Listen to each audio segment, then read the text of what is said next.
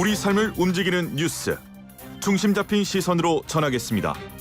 황보선의 출발 새 아침. 네, 황보선의 출발 새 아침 4분입니다. 이번엔 사건 그건 이랬습니다. 코너입니다. 자, 또다시 끔찍한 아동학대 사건이 발생했죠. 이 20개월 생후 20개월 딸을 살해해서 시신을 아이스박스에 방치했다가 구속된 20대 친부, 그리고 구미 3세 여아 사망 사건 재판에서 친부의 징역 13년 구형됐습니다. 그리고 성추행 피해자죠. 고 이모 중사의 사망 사건에 대한 국방부 합동수사단의 중간 수사 결과 나왔는데 이것들 자세히 짚어보겠습니다. 박상배 변호사 그리고 승재현 한국형사정책연구원 연구위원과 함께하겠습니다. 두 분 안녕하십니까? 안녕하십니까? 예, 먼저 이거 아이스박스에서 생후 10개월 된 아이 시신, 이게 신고를 최초한 사람이 아이의 외할머니였죠? 박상배 변호사님? 네. 지난 9일 대전의 한 가정집에서 생후 20개월 된 아이의 시신이 발견됐습니다. 이 딸 집을 찾은 아이의 외할머니가 아이가 안 보이자 아동 학대가 의심된다며 112에 신고를 했고, 이 출동한 경찰은 집 화장실에 있는 아이스박스에서 아이의 시신을 발견합니다. 친모는 사체 유기 혐의로 구속됐고, 이 친부는 경찰이 출동하자 옆집 담을 넘어 달아났다가 도주 나흘 만인 지난 12일 오후 대전시 동구 중동의 한 모텔에서 검거됐습니다. 이 친부는 지난달 15일 새벽에 대전 대덕구 자신의 집에서 생후 20개월 된 딸이 잠을 자지 않고 울자 이불로 덮은 뒤에 주먹과 발로 수십 차례 폭행해 숨지게 한 혐의 등을 받고 있습니다. 당시 친부는 술에 취해 있었다고 하고, 경찰 조사에서 혐의를 일부 인정하면서 생활고로 스트레스를 받던 중 어느 순간부터 딸의 울음소리가 짜증나기 시작했다고 진술했습니다. 법원은 14일 친부에게 아동학대 살해, 사체 유기, 아동복지법 위반 등 혐의를 적용해 구속영장을 발부했습니다. 박상배 변호사님, 지금 통화 상태 좀 안 좋은데 혹시 휴대전화로 하고 계십니까? 아니면 네네. 혹시 이어폰 끼고 계십니까? 예, 제가 다른 장비를 사용해 보겠습니다. 그러면 저희가요, 박상배 변호사님 잠깐 전화를 끊고 다시 연결을 하도록 하겠습니다. 예. 자, 승재현 의원님. 네네. 자, 이게 20개월이면 이제 보통 42살도 안 된 나이인데. 그렇죠. 예. 어떻게 이런 끔찍한 폭행을 당하고 숨졌습니다. 맞습니다. 사실 그 범죄 현장에 있었던 아이의 모습은 참담한 모습 그 자체였다고 보이는데요. 예. 방금 박선배 변호사님이 말씀 주셨다시피 이 도주한 친부한테 첫 번째 체포영장이 발부되는데 그때 죄명도 학대 살인죄로 체포영장이 발부되고 지금 구속영장이 이제 나왔는데 그 구속영장에도 살인죄로 그냥 바로 이제 구속영장이 나왔다는 것은 아마 그 아이의 모습이 얼마만큼 처참했는지 그 상황을 짐작하고도 남음이 있는데요. 언론에 나와 있는 내용 중에 제가 제일 마음이 아팠던 것은 저희들이 흔히 말해서 대퇴부라고 얘기하는 넓적다리 안쪽에 있는 뼈가 골절이 됐다는데 이게 그 법의학도 그렇고 의학적으로도 그렇고 우리 몸 안에서 가장 굵고 가장 튼튼한 뼈임에도 불구하고 아마 이 친부라고 하는 사람이 그 아이를 발로 밟았다고 하는데 사실 이거는 미필적 고의한 살인이 아니라 죽을 수 있다가 아니라 사실 죽어라 라고 마음을 들면서까지 아이에게 폭행을 하지 않았나 이런 생각이 가슴속에 계속 맺히고 있네요. 정인이 사건이랑도 이렇게 또 겹치는. 맞습니다. 그렇다면요. 그런 네네. 끔찍한 사건인데, 이제 말씀하신 것처럼 이제 혐의가 살인이기 때문에요. 흔히 보통 우리가 홧김에라든지 그런 거 할 때는 보통 가실치사라든지 이런 식으로 하는데 바로 그냥 살인으로 해서 경찰에서, 그리고 이제 법원에서도 이제 그 영장 발부 판단을 했는 거죠. 사실 경찰이 살인죄로 체포영장, 구속영장 청구하면 검찰이 한번 들여다봤고 검찰이 들여다봤는 걸 법원에서 확인했으니까 사실 시신 곳곳에 골절과 피하 출혈이 정말 심했다라는 거는 익히 미루어 짐작할 수 있는 상황입니다. 박성배 변호사님 전화 다시 연결됐습니까? 네. 좋네요, 음질이 지금은요. 자, 박 변호사님, 그 네. 아이 그 전신에 이제 지금 승재원 의원이 방금 말씀하신 것처럼 대퇴부 쪽까지도 지금 골절이 있고요. 근데 또 차마 입에 담을 수 없는 부위까지 어떤 흔적이 있다 이런 제보가 있었다면서요. 네. 예. 이 공개된 정보가 부족한 상황이라 아직 단언하기는 어렵습니다. 네. 이 경찰이 이 정밀 검사를 통해서 정확한 사인 나아가 성폭행 흔적이 있다는 일부 주장을 확인할 방침입니다. 신부는 성적 학대 의혹을 강하게 부인하고 있습니다. 예, 예. 이 성적 학대 의혹과 관련해서는 관련자들 진술이 엇갈리고 있는 것으로 보입니다. 우선 부검 결과에서 성적 학대의 객관적인 정황 여부는 밝혀질 것으로 보이고 네. 객관적인 정황이 밝혀진다는 전제에서 평소 아이의 또 다른 접촉자가 없었다면 성적학대 가해자와 그 행위 유형, 정도 등 수사는 신속하게 이루어질 것으로 보입니다. 다만 경찰은 DNA 검사를 통해서 예, 예. 친자 여부와 심리 검사 등은 진행할 방침입니다. 이 DNA 검사가 그러니까 친자 여부, 심리 검사 이것까지 한다. 네. 이 그래요? 사건 내용에 비춰볼 때 친자인지 여부에 대한 의문이 제기될 수 있을 만한 상황이라고 판단한 것 같습니다. 아, 그래요? 알겠습니다. 승재원 의원님, 네네. 보통 영유아 요즘은 검진하잖아요. 근데 네네. 검진율이 상당히 높지 않습니까? 80% 넘는 걸로 알고 있는데. 그렇죠. 80% 넘죠. 그러면은 이런 검진할 때에서라도요. 이제 네네. 이 아이들 혹시 이런 뭐 학대 흔적 같은 거 이게 나오지 않겠습니까? 저도 이 부분을 굉장히 좀 주목해서 봤는데요. 예. 사실 뭐 병원에 데려갔는지에 대해서 아직 경찰 쪽이나 그다음에 다른 주위 친인척들이 이야기를 하고 있지 않아서 이 부분은 분명히 경찰에서 좀 들여다봐야 되는 부분이고 그 이전에 지금 이 사건에서 국민들께 다 알고 계시지만 사실혼 관계, 즉 결혼을 하지 않는 상황 속에서 이제 출산을 했기 때문에 법적으로는 미혼모 상태에서 출산을 했는 거예요. 예, 예. 그러면 죄송합니다. 그러면 사실 우리가 아동학대 위험 가정이라고 그래서 여러 가지 어떤 그 위험 징후를 나타내는 여러 가지 척도를 만들었는데 예, 예. 그중에 가장 대표적인 게 뭐 사실혼 혹은 취약계층 지금 앞에 변호사님 말씀 주신 바와 같이 생활고에 시달렸다. 예. 당연히 미혼모 입장 같은 경우에는 취약계층일 거고 또 여러 가지 방금 말씀 주신 대로 예방접종이라든가 양육수당이라든가 이런 부분들이 제대로 이행됐는지에 대해서 이제 보건복지부에서 조금 들여다 볼 필요가 있었는데 사실 이런 어떤 위험 징후가 있었음에도 불구하고 이 부분도 참 보건복지부 직원분들한테 다시 부담을 주는 듯 하지만 예. 분명히 이 부분은 좀 확인해서 과연 이런 조치가 되지 않았다면 왜 되지 않았는지에 대한 구체적인 내용을 좀 들여다봐야 된다. 이거는 경찰 수사뿐만 아니라 보건복지부에서 이 가정에 대해서 어떠한 돌봄을 했는지도 좀 같이 살펴야 한다라는 말씀드리겠습니다. 예, 그러니까 지금 이제 시신의 그 흔적들을 봤을 때 이게 단발적으로 한 번에 일어난 사건이 아니고 네. 지속적으로 장기간에 걸쳐서 학대가 이루어졌을 가능성도 지금 제기된 상황이기 때문에 네네. 그렇다면은 이런 그 아이가 이제 학대받았을 어떤 정황 흔적을 충분히 확인하고 병원에 데려가야 되는 그런 역할을 못한 것 같다. 네, 뭐 분명히 위험 가정이고 취약 가정이었는 건 확실한 거니까요. 예, 알겠습니다.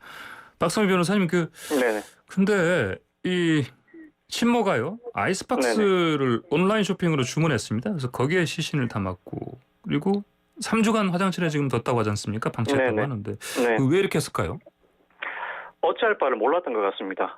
그 아이를 폭행해서 아이가 사망하게 되었는데 누군가에게 얘기할 수도 없고 그렇다고 이 문제까지 나서서 도와줄 사람을 찾기는 어렵죠.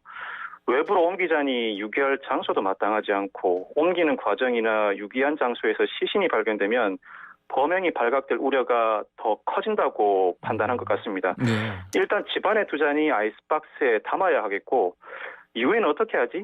어찌할 바를 모르고 시간은 계속 흘러간 것 같아요. 적발될 때까지 그 상태 그대로 방치해둔 것 같은데 결국 피의자들 조만간 어떤 형태로든 적발될 것임을 예견하고 있었던 것으로 보입니다. 예. 승준 의원께서는 어떻게 보십니까? 아이스박스 주문해서 저는 뭐 거. 두 가지 정도를 조금 살펴보고 싶은데요. 예. 첫 번째 아이스박스가 집에 있는 게 아니라 새롭게 주문을 했다면 첫 번째 그 아이의 죽음을 이제 유기하겠다. 그 의사는 명확한 거고 아이스박스는 굉장히 외부에 갖고 나가더라도 편한 물건이기 때문에 그 아이를 어느 곳에 이렇게 숨겨놓는 것까지 생각을 했다면 그건 이제 네. 경찰이 밝혀야 되는데요. 좀 생각하기 싫지만 완전 범죄 혹은 완전 범죄와 유사한 상황을 꿈꾸지 않았느냐. 왜냐하면 사실 아이스박스를 통해서 어떤 특정한 장소, 아무도 모르는 장소에 아이를 숨겼다면 그 뒤에 있는 이런 여러 가지 상황을 만들어낼 수도 있거든요. 아이가 갑자기 집에서 없어졌다라고 이야기할 수도 있고 사후에 이러한 어떤 그 범행이 발견됐다 할지라도 사체 없는 사건 같은 경우에는 지금 이 아이의 그 사체가 살인이라는 명확한 증거를 나타내고 있지만 사실 그런 상황도 없는 상황이라면 저희들이 고유정 사건도 그렇고 사체 없는 사건에서 살인을 입증하기가 녹록하지는 않거든요. 예. 그래서 그런 부분도 만약에 계획적으로 그런 행동을 했다면 이건 분명히 살인의 동기뿐만 아니라 범행 후의 정황 역시 굉장히 양형 판단에 굉장히 중요한 요소이기 때문에 이런 부분이 왜 이루어졌는지 그리고 지금은 나와 있지 않지만 그 3주 동안 어떠한 상황이었는지는 좀 구체적으로 살펴서 범죄 정황이라서 꼭 알아내야 한다라는 말씀드리겠습니다. 그렇군요. 근데 친모가 주장하는 걸 보면요. 본인은 아이를 전혀 때리지 않았다. 본인도 가정폭력을 당했기 때문에 아이가 죽었을 때 신고를 못했다. 이런 얘기를 하는 것 같은데 박 변호사님 이 주장 네. 신빙성이 있어 보입니까?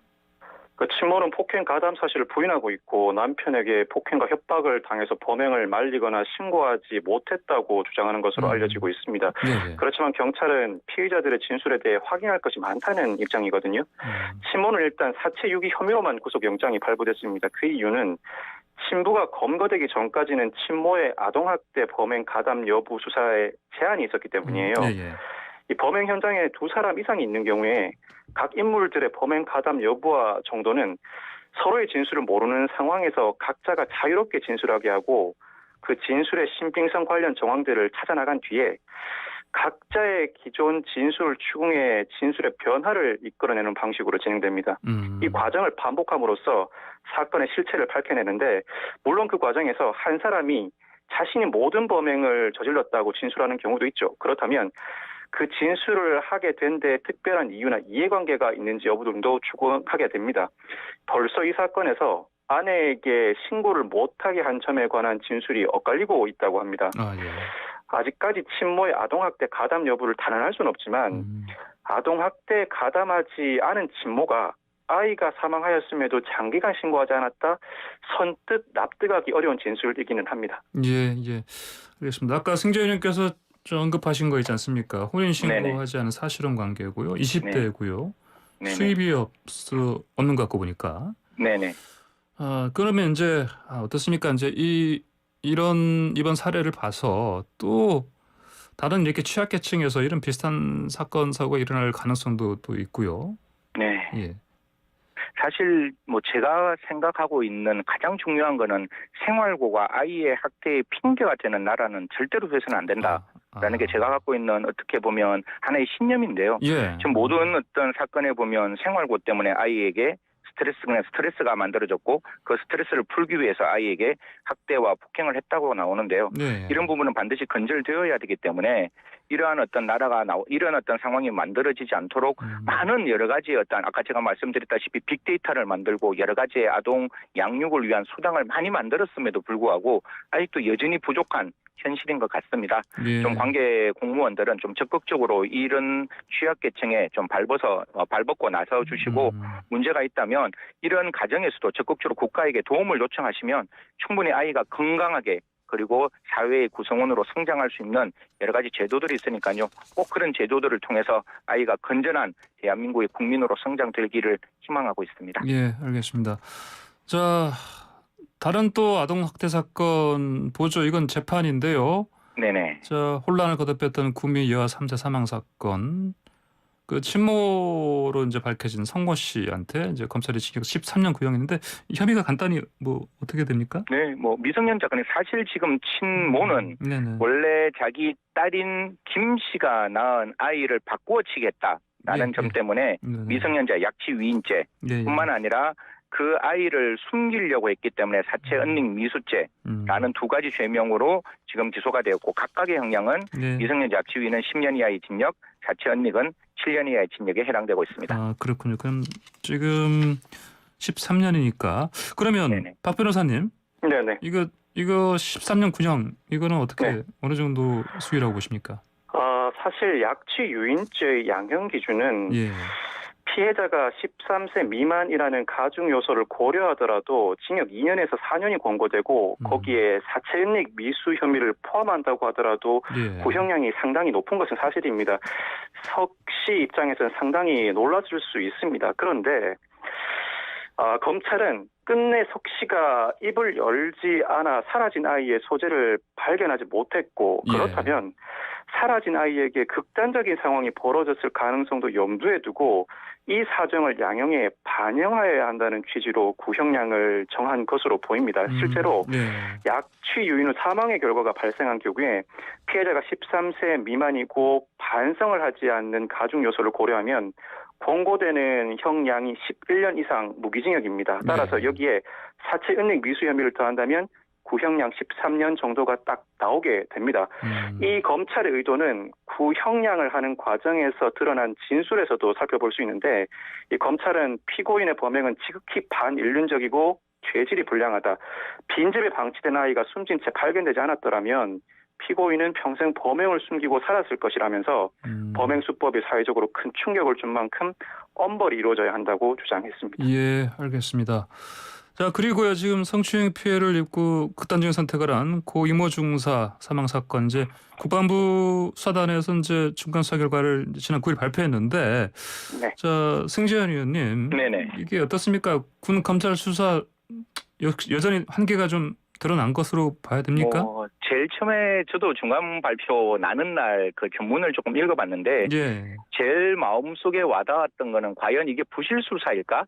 아니면 이게 축소 은폐 사건일까? 이거는 군인권센터에서도 동일한 말을 하던데요. 예. 그 부분에 대해서 굉장히 큰 고민을 했었고 또 민주당에서도 똑같은 말을 합니다.